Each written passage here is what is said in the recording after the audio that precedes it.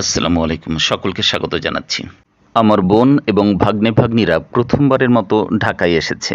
তো ওদেরকে একটু বেড়াতে নিয়ে যাবো।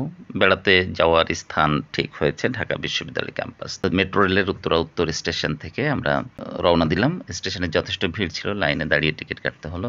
আর ট্রেনের ভেতরে উঠে একটা ভালো অভিজ্ঞতা হলো, আমি যেহেতু তিশামকে নিয়ে দাঁড়িয়েছিলাম, আমার বোনও দাঁড়িয়েছিল আমার ভাগ্নেকে নিয়ে। তো ২ জন সহৃদয়বান ব্যক্তি তাদের আসন ছেড়ে দিয়ে আমাদেরকে বসার সুযোগ দিলেন। তো তাদের প্রতি আমার আন্তরিক কৃতজ্ঞতা এবং মহান আল্লাহ যেন তাদেরকে উত্তম প্রতিদান দেন। আমাদের পৌঁছাতে সন্ধ্যা হয়ে গেল। আসলে দেরিতেই বের হওয়া হয়েছে, যেহেতু সন্ধ্যার পরেই ক্যাম্পাসে পৌঁছালাম। তো যেটা হয় যে রাতের আলোতে অত কিছু ভালোভাবে দেখা যায় না। আমরা কাজী নজরুল ইসলামের কবর দেখলাম, কিন্তু অত ভালোভাবে দেখা যায়নি। শ্যাডোতে যে লুচি আর ডাল খাবো বলে ঠিক করেছি। আমি ওদেরকে বারবার বলেছি সে কথা। কিন্তু সে কথায় পরে আসছি। এই যে লাইব্রেরির সামনের এই দৃশ্যটা আলো আঁধারির ভেতরে আমার বেশ ভালো লেগেছে। অপরাজেয় বাংলার সামনে আমরা কিছুক্ষণ বসে যাবো সেই শ্যাডোতে, যেখানে কথা আছে লুচি আর ডাল খাবার। কিন্তু একটু হতাশ হয়েছি শ্যাডোটা বন্ধ দেখে, কারণ আমরা চেয়েছিলাম এখান থেকে লুচি খাবো, লুচি ডাল। তো ওদেরও বলেছি বারবার, তো এসে দেখি যে বন্ধ। সম্ভবত এখন ইউনিভার্সিটি বন্ধ বিধায় শ্যাডো বন্ধ, যেটা ধরে নিচ্ছি। এবার যাচ্ছি আমার হলের উদ্দেশ্যে। যাওয়ার পথে এখানে একটু বসলাম। এটা অবশ্য আমরা ক্যাম্পাস ত্যাগ করার পরে হয়েছে। তো আমি প্রথমবারের মতো ওখানে বসলাম। ঢাকা বিশ্ববিদ্যালয়ে আমার আবাসিক হল ছিল মাস্টারদা সূর্য সেন হল। আজ থেকে ২০ বছর আগে ২০০৫ সালে আমার ক্যাম্পাস লাইফ শুরু হয়েছে। ২০২৫ মানে ২০ বছরের একটা ব্যাপার। খুব স্বাভাবিকভাবেই এটা স্মৃতি কাতর করে।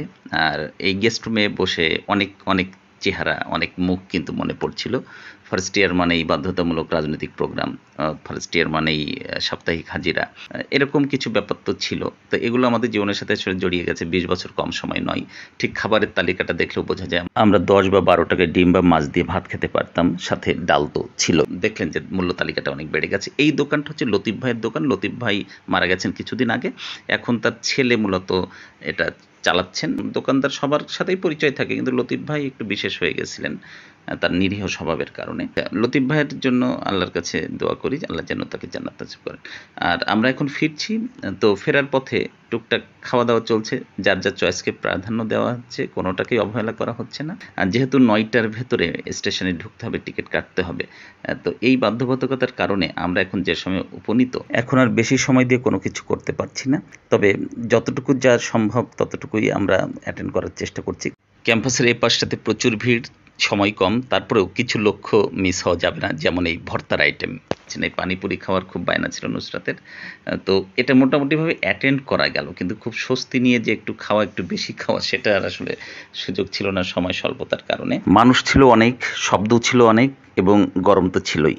কিন্তু তারপরও আসতে পেরে ভালো লেগেছে। আর আমি ব্যক্তিগতভাবে এরকম জায়গায়, ঢাকা বিশ্ববিদ্যালয় বা এরকম আরও জায়গায় আমি আনতে পছন্দ করি ছেলে মেয়েদের, কারণ ওরা ওরা অনুপ্রাণিত হবে। আমি আশা করি আমার ভাগ্নে তো বোঝার মতো হয়নি, তিশামও বোঝার মতো হয়নি। তো ২ জন ভাগ্নে মোটামুটিভাবে বুঝতে পারে, ওরা মোটামুটিভাবে অনুপ্রাণিত হবে এখানে পড়ার ব্যাপারে। এই পরিবেশটা ওদেরকে অনুপ্রাণিত করবে বলে আমার মনে হয়। ২০১০ সালে আমার ছোট ভাই যখন ক্লাস 10 এ পড়তো, তখন কিন্তু ওকে আমি ক্যাম্পাসে এনেছিলাম, এবং ব্যাপারটা ওকে অনেক অনুপ্রাণিত করেছিল বলে ওর কাছ থেকে আমি পরে শুনেছি। আল্লাহর রহমতে পরে ও ঢাকা বিশ্ববিদ্যালয়েও পড়তে পেরেছে।